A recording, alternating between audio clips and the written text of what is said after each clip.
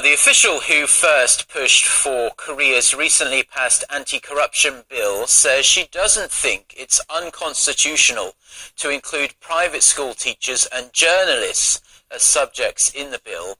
At a press conference on Tuesday, Kim Young-ran, the former chair of the Anti-Corruption and Civil Rights Commission, said a survey has found nearly 70% of Koreans think it's advisable to add the two groups.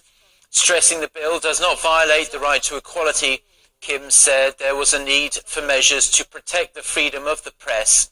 The bill states that public servants, members of the media, and private school and kindergarten teachers will face criminal punishment if they or their spouses are found to have accepted $900 or more in money or gifts or special treatment from a person unrelated to their work. Korea's finance ministry says the country's recovery momentum is not strong enough, pointing to the need for more stimulus measures, with the government pledging to pour billions of dollars into the economy in the first half of this year. All eyes are on whether the central bank will do its part and cut the key rate on Thursday. Hwang Jie reports. Korea's major economic indicators were all down this year. Output, consumption, and exports all plunged, while consumer prices would also have marked a drop if it were not for a tobacco price hike. The finance ministry is expressing concerns, saying the country's recovery momentum is still weak. It adds that lingering uncertainties abroad, like a weak Japanese yen and a possible rate hike by the U.S. Federal Reserve, also pose a threat to the domestic economy. To prop up growth, the government has announced a $9 billion stimulus package for the first half of this year and called on the corporate sector to raise their wage levels, which will in turn boost domestic demand. Given the efforts made by the government, market expectations are mounting for the central bank to cut its key rate in the coming months. There's a high possibility that the Bank of Korea will cut the rate in April as it revises down its growth outlook for the Korean economy.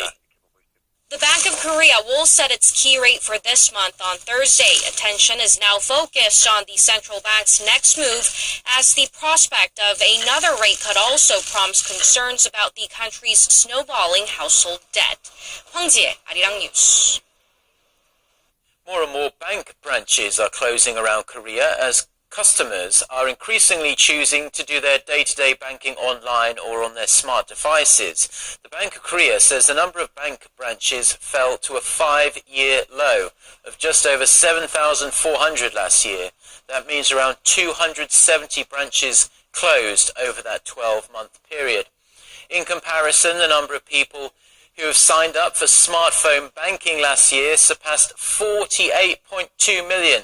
That's up 30% from the previous year.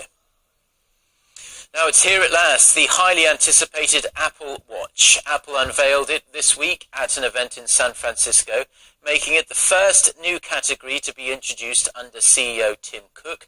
Our Ji Myung-gil has more on the watch and what it means for the wearables market.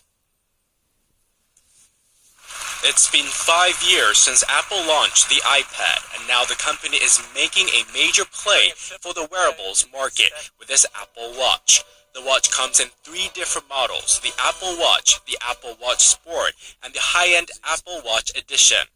The watch has many integrated features such as the Apple Pay mobile wallet, messaging, calls, health tracking applications, and the ability to connect your watch to a friend's watch. Pre-orders for the watch start April 10th and it will go on sale on April 24th. It will first be available in the US, Australia, China, and Japan, among other countries. The Apple Watch is the most advanced timepiece ever created. Apple enters a market already crowded by major tech companies, ranging from Korea's Samsung and LG to China's Huawei and startups such as Pebble. And with the smartwatch market expected to take off this year with projected sales of 28 million units from last year's 4.6 million, mobile manufacturers are pouring their efforts into making their smartwatches better and more visually appealing. Samsung, which had attempted to steal Apple's thunder with the release of its Galaxy Gear in 2013, is planning to release a new smartwatch during the first half of the year. LG surprised many with its Urbane smartwatch, which has the ability to make and receive phone calls without the need for a connected smartphone. Apple requires a connection to an iPhone to be fully operational. 김영길, 아리랑 뉴스.